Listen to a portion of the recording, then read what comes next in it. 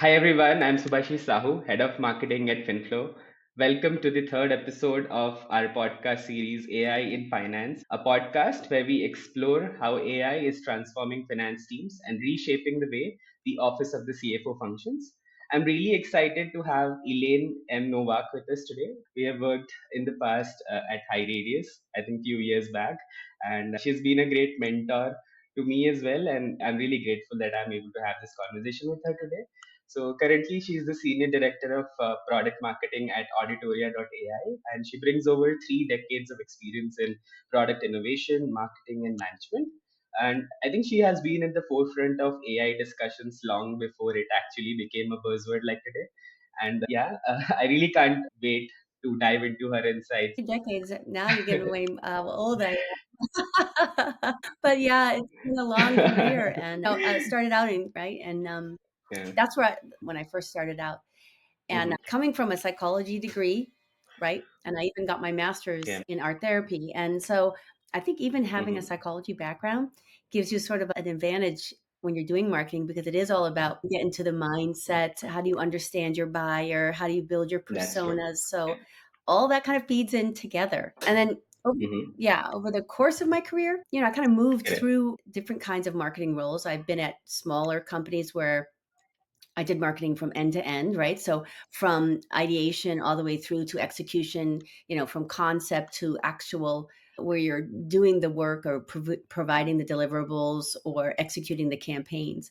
And then I've also been like a slice in a bigger Right. marketing pie, right? So where I did very specific work, our days at High Radius, right? I got very specifically into kind of working with Hmm. customers and making sure that we got customer testimonials and case studies and speakers and kind of working with as advocates, right? It was a company at the time was EMC and they Hmm. eventually got acquired by Dell. And so I did a lot of work with vendors and Hmm. service companies and people that provided products. And I worked at a business consulting firm, right? So where your Right. commodity Hmm. was people. And it was at this point when I started doing alliance management, I started working with Sorry. product companies. That's kind of where I shifted in terms of Hmm. my career. And that's what I found a passion. I really Okay. loved doing it. So that was, And yeah, and it was kind of a fascinating thing because I even that's got into amazing to some know. managing, product managing, user interface design, where you really kind of get into understanding um, how the product works, how a user might interact with that product, and how you create the elements, how you make them feel as they're Hmm. working through your product, as they're putting your solution to use. I think understanding those user journeys Yeah, and and then then crafting understanding the that product user according and to their that is the most experience important and factor. their ability to take Yeah. where they give you feedback, right? So understanding when customers come Hmm. to you and they say, "You know what? I really need a feature that does this, this, and this." But what you really need to understand is, okay, what is it you're trying to do? What's the outcome you want to achieve? If I just implement a feature the way you talk to me about it, Hmm. it may not answer or be the solution you're really looking for. So you have to be a product manager. You have to put on that hat that says, no, let's figure Correct. out what you're trying to do, not how you want to do it. Because what you're trying to do is the ultimate goal in building and Hmm. understanding a product and a solution that's going to really help solve for a problem. Right. Right. I think you already answered my first question, which I had, which was talking about your journey and how you have reached where you are today. But still, if you would like to add a few more points. Of all my experience, when you build out a persona, and you're creating the ability to say, I want to target a Hmm. very specific role. And let's say in the case of finance, because that's, been my passion for, yeah, probably the last decade, I'd say right now.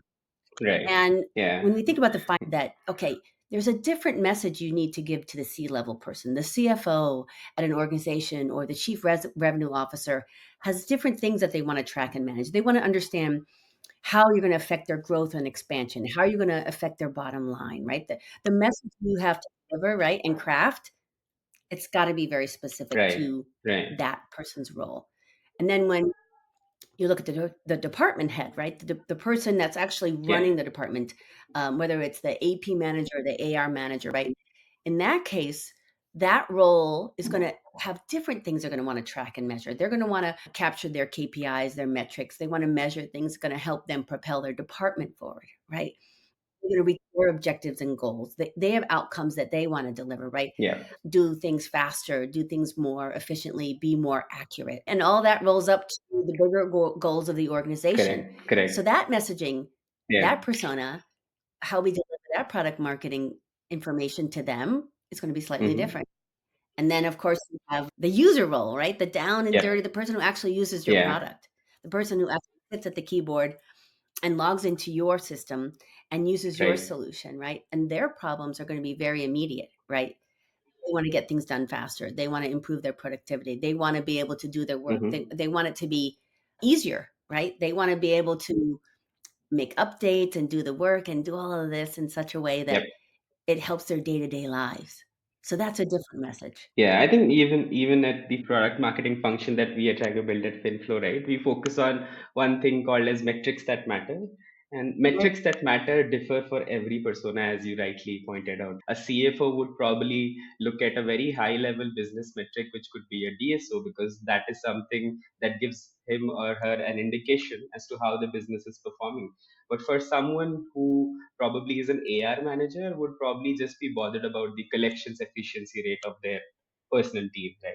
And if as a product we're able to impact all of these metrics and able to resonate with the problem statements that these personas have, I think that's where the exact product market fit happens, and that's where people start Yep, accepting you as a absolutely. product and start using it, and that's when they see the results. So Elaine, we'll just move on a little bit and we'll dive into what Mhm. you said is your favorite topic, which is finance, right? And you have seen the space in and out from the time technology actually came into finance, right? So we'd love to know your thoughts on how have you seen the technology landscape change from first when you started your career to where we are right now? Has always Finance has always been an area that lags behind the rest of the Mhm, enterprise. In part because they're a very risk adverse area.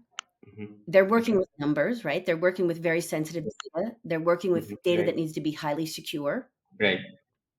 And so all of Mhm. those reasons, they're sort of lagging behind in terms of Correct. adopting automation, adopting artificial intelligence, because they're nervous about how will it impact their numbers? How will they be able to make sure they're not going to sacrifice data security for an AI that they don't understand what it's doing, how it's operating, right?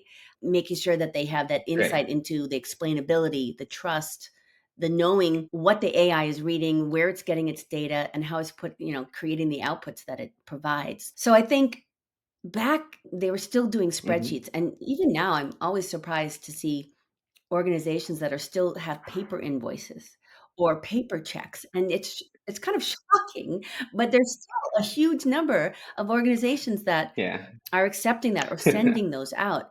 And it's like now we're really starting to see how technology and automation is changing the landscape and how finance operations are executing the work and the workflows.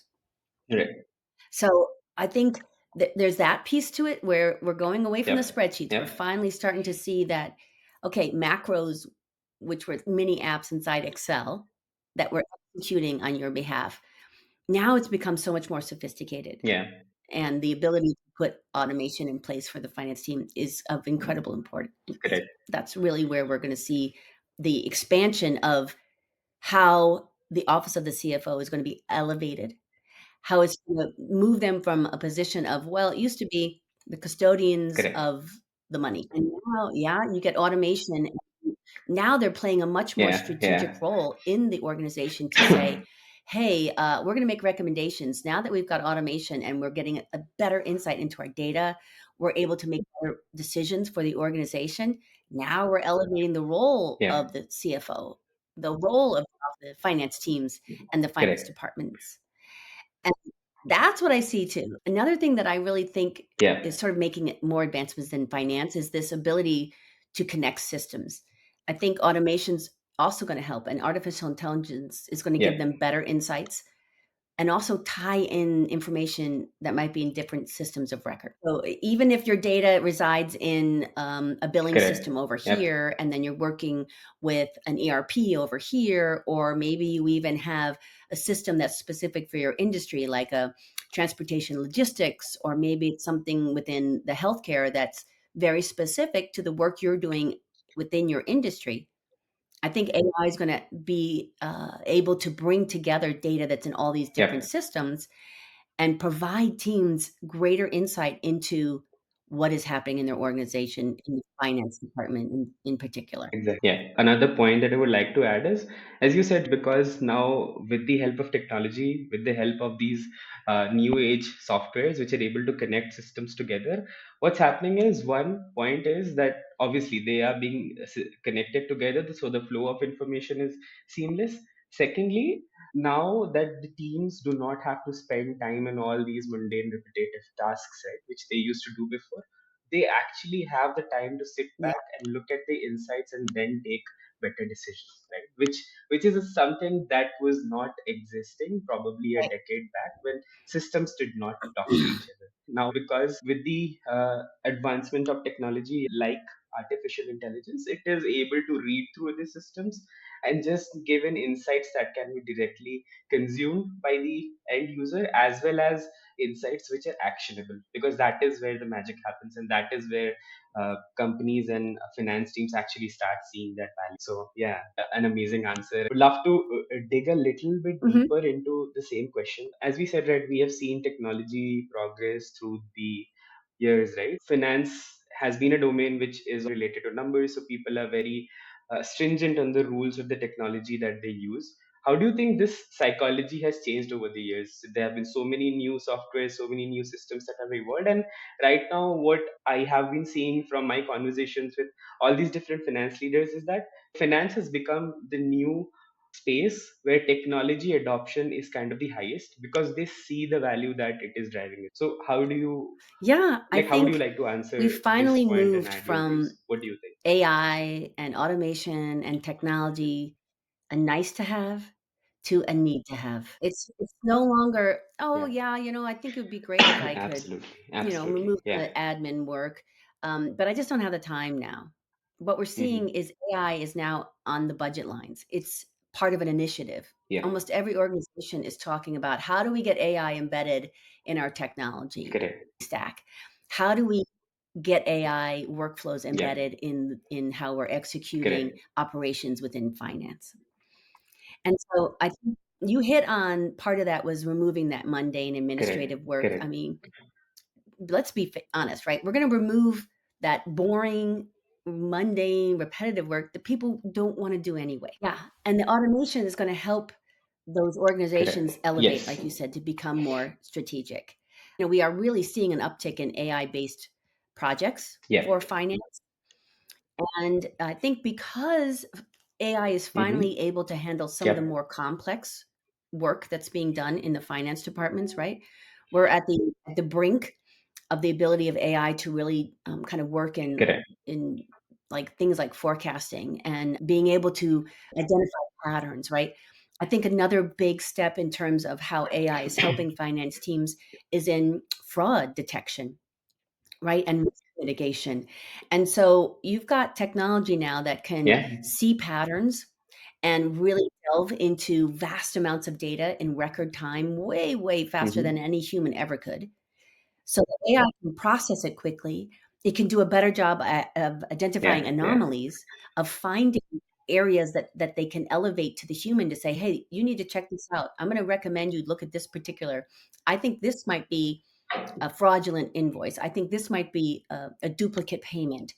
And that's what's going to save organizations and the finance teams cost Correct. in the end, right? It's going to help them identify those areas where they might double pay or, God forbid, Yep. that they pay money and change a bank account and it's fraud and they lose big dollar amounts because they're doing, Yep. working with someone in a phishing scheme or some kind of fraud scheme. So I think Yeah. AI is really turning tables, and that's where finance teams are seeing Correct. huge value is anomaly detection and fraud detection and risk mitigation, that this AI can really handle some of this more complex kind of workflow to really elevate the finance team to a strategic level. Yeah, I think just to add on to that, right, with the advent of these agentic AI term, right, what I have been seeing is, and you would agree to this, that obviously senior finance leaders like CFOs or probably director of finance, they do not have the time and bandwidth to actually go through multiple levels of report to find that one insight. And that's when these technologies like agentic AI come in. They scan through all these reports and just answer the specific questions that these leaders have. Now, another plus point of this thing is that they do not have to depend on analysts to actually crunch the numbers, figure out the math, and then give them that final insight. Now they can just do it on their own with just a click of a button, or just by typing in a prompt or a question that they want this information, and they get it in real time, which is actually life changing, and which is actually changing the way finance teams work and changing the way analysts used to work. Now they do not have to actually do the data crunching and math of finding out insights for the senior members. Their job role is also changing. Now they are also at a point where they are also taking smaller decisions, which could save probably the senior leaders' work, right?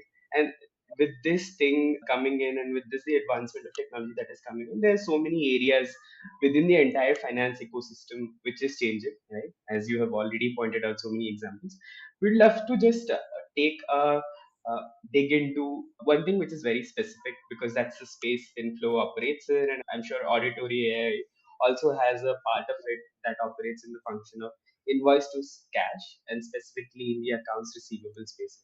So if we have to take this point in and then talk about how is AI changing the lives of Right. I finance think teams within this for process, then accounts what would you have receivable, to say? um, for example, that Mhm. auditoria.ai has is the ability Mhm. to read emails, right? Yeah. Go Yeah. into those shared inboxes and actually use artificial intelligence, Mhm. specifically natural language processing and understanding, to read the email and say, okay, this person's asking for a copy of an invoice. And then use the technology to go into a system of record, Correct. extract a Mhm. copy of that invoice, create it as a PDF, create the email that responds to the request, attach the invoice and send that email back out. Yeah. Yeah, and to be able to do that with, greater That's accuracy, amazing. right? To be able to turn that around in 60 seconds instead of how many days it might take a human to do, because they have to go through all the emails in the inbox. They have to go through each one and decide what it is Correct. someone's asking for. When you have AI technology, when you have something like this, Mhm. the advent of the large language models, right? And in the case of our company, we created a specialized finance specific language model that's proprietary to our company. So now our technology is even smarter when it comes to finance, right? Our Okay. right, our Mhm. technology is already trained in finance terms to understand, Correct. when someone talks about a Yeah. debit or a credit or a remittance advice or Yeah. a supplier's, payment. The technology already understands the Mhm. context of that, the relevance of those Mhm. terms.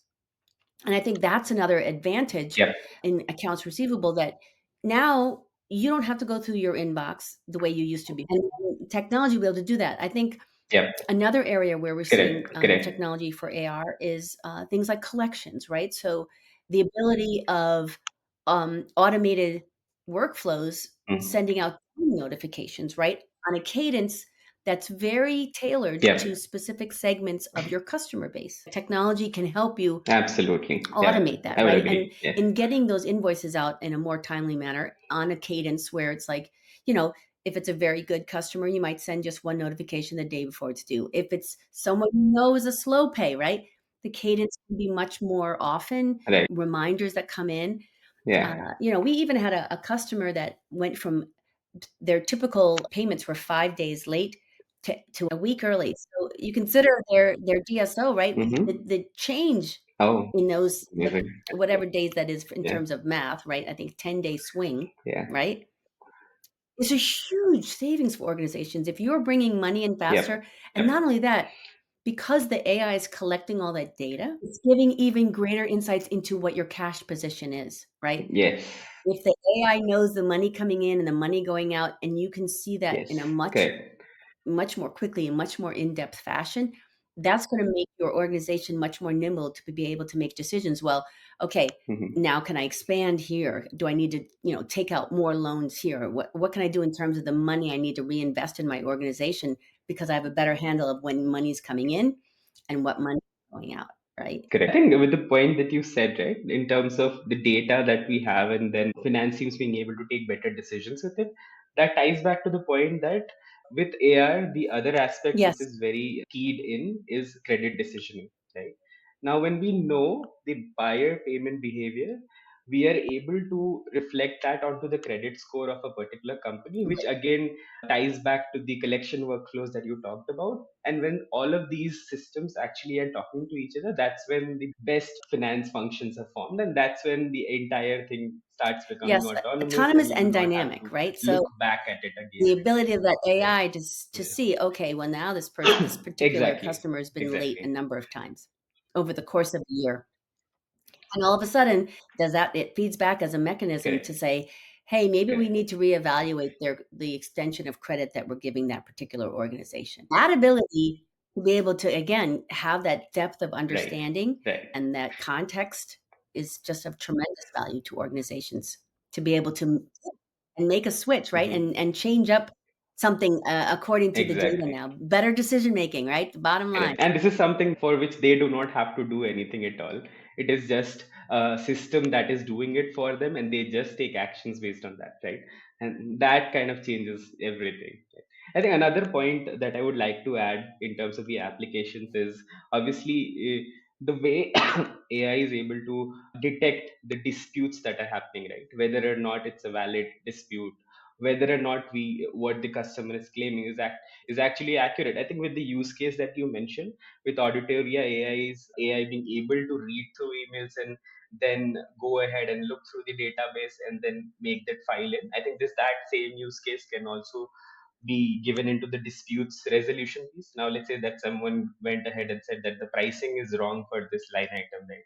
If we go ahead and check the sales order and see what pricing was mentioned during the deal was closed, right, and then match that against the invoices, this would have been done by a person. Probably they would have taken a couple of days to scan through all this Hmm. information and then get all the validations is check with the sales team. But because there's a technology at the background that's doing it, now it's just a couple of seconds worth of work, right? It just minimizes that time to resolve a dispute, which again moves the invoice to the next stage faster. Because the invoice moves to the next stage faster, the cash would come in faster and the Yes. entire invoice to cash cycle gets closed faster, right?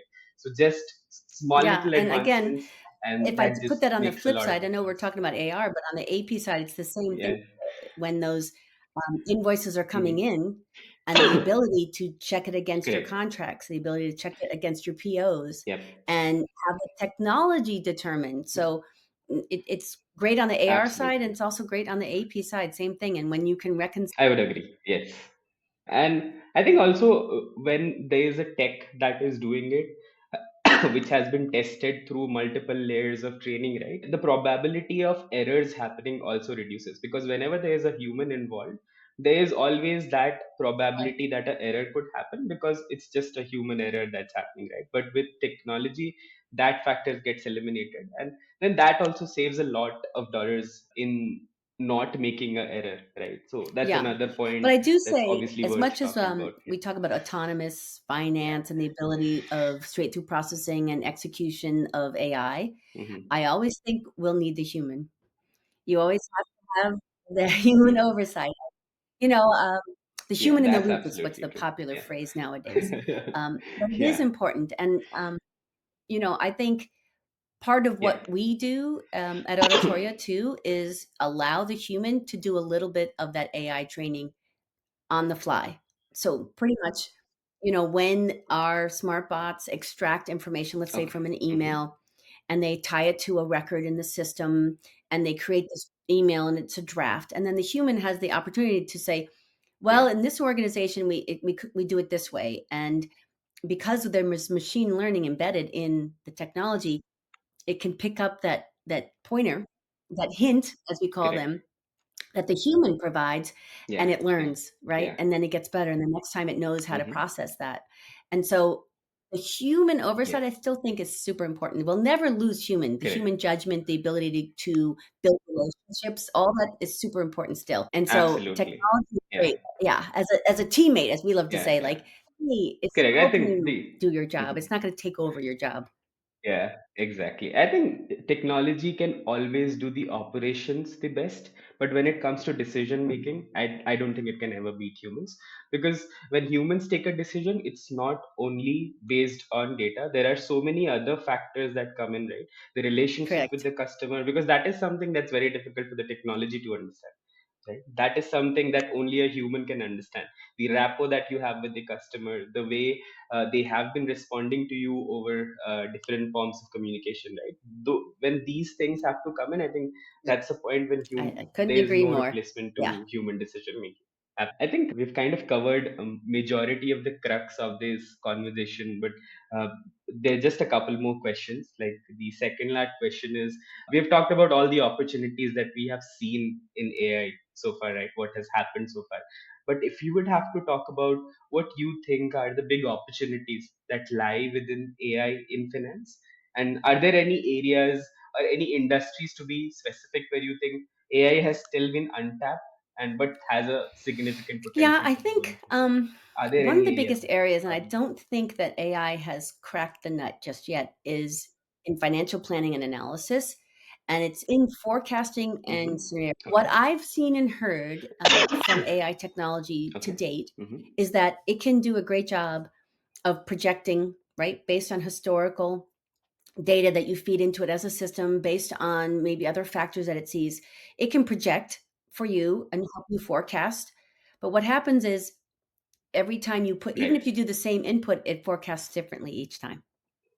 Now, as a finance organization, okay, you can't use Yeah. that as your move forward Okay. scenario. So I think this is an area that I think is going to become Mm-hmm. uh, Yeah. explosively popular when AI is able to do what we're asking it to do in such a way. So forecasting, where it's actually accurately forecasting, consistently showing like a single path or maybe two paths forward for an organization, and not every time you put the information in, it gives you a different output. That's what that's what's been happening, right? So because when you think about generative AI, right? Got And it. what it Got is, it. it's taking all of its background information, the Mm-hmm. billions of data points that it gathers to suggest what the next likely step would be, right? To say, okay, here's the next word in the probability of the sentence Yep. that you're trying to build, or whatever your output is, right? Mm-hmm. But Yep. the most probable doesn't always Correct. mean Yeah. that's That's the right. best one to go with. And this is where technology still needs to advance a little bit more, I think. But Yeah. once it does, and you can really do accurate forecasting, you can do accurate financial planning, then it's really going to take off. You're going to see a huge uptick in finance automation, and not just the controllership, right? In the areas of AR and AP that we see right now, where it's definitely got a big uptick, but it's going to Mm-hmm. actually do more to help treasury. It's going to do more to help financial planning analysis, maybe audit and tax, all these other parts of the office of the CFO. As the technology continues to advance, I think it's going to spread out in terms of adoption and all the other parts of finance where it's really going to start to take off. So I Mm-hmm. think forecasting, scenario planning, those are definitely areas where AI is going to continue to develop and grow and show the real benefits, but we're not just there yet. That's what I'd say. Yeah, I think that's a very, very good point, Lane. I think that is something that we at FinFlow have also been working upon. We have been trying to build these cash forecasting models which are accurate to the core, which finance teams can actually rely on. And I think if we are able to build it, as you said, I hope that it's a Yes. big uptick We're and gonna get there we though, get I great promise you. adoption to Every time we turn around, there's another it. technology coming out, Okay. the beep, Yes. right? Big, everyone's talking about that, and, you Exactly, know. exactly. Well, I think nowadays, if you open LinkedIn or Twitter and Mhm. write even after a month, right, you see two new technologies that have evolved that you could not get up to the pace with, right? And that's fascinating because we are able to live in that era where this is happening, where technology is moving so fast that if you're not able to cope up with it, that's where the people who are able to cope up with it move forward, right? They get that competitive edge, that competitive advantage, and that's why it's so essential for even the finance teams to adopt to the latest technology and then stay at par with their Abs competition, right? That's something that's very important moving forward. Okay. Yeah, so I think we are at the Okay. end of the conversation almost. Okay, it's just the last question. So, on all the podcasts that we do in the AI in Finance podcast series, right, we have one actionable question for everyone, because the audience that watches these podcasts are mostly people from the finance teams, finance leaders, right? And for them, they always have that same old question on how do you go about evaluating softwares that you want to buy, right? So the question for the day is simple. It's like, for finance teams who are aiming to automate their invoice to cash process, right, from collections to credit decisioning, right? What are some key factors or best practices that you would So like to I highlight really that think they that should consider while organizations they're that making want this to decision? use AI, right, that want to turn to automation solutions, really need to turn the lens on Hmm. themselves, and they have to Correct. understand what their current processes are. So they really have to Okay. do an as is state, understand what they're doing, because if you Okay. automate a broken process, then you're just Hmm. speeding up a broken process. So I think Hmm. organizations really have to take a good look Correct. at Correct. their own processes, right? And understand where their gaps are. Understand what technology can do and how it's going to help them, but also what it won't do Hmm. and what they're going to have to do in terms of changing the processes to be able to Yeah. have the technology work to the best of its ability. It's painful, but I think it's a super important step that organizations need to Okay. turn inward, assess themselves, and sometimes you can look to a professional organization, like a consulting firm could help you, maybe even other vendors maybe come in and be able to do an assessment for you. But I think understanding your current processes, seeing where the automation can help you in terms of efficiency, Okay. productivity. I think cost saving is becoming less and less important insofar as if you have more productive, more efficient, more effective operations, then cost savings automatically happen. Correct. But if you just go in Hmm. and say, I'm just going to do this because I want to save money, I don't want to hire the Right. person Yeah. at this amount, I'm just going to have technology take over for this amount, and technology is just going to expand and take care of things. Okay. Correct. I think just to add on to that, right, with the point you said that cash savings is not the most important factor that people should consider.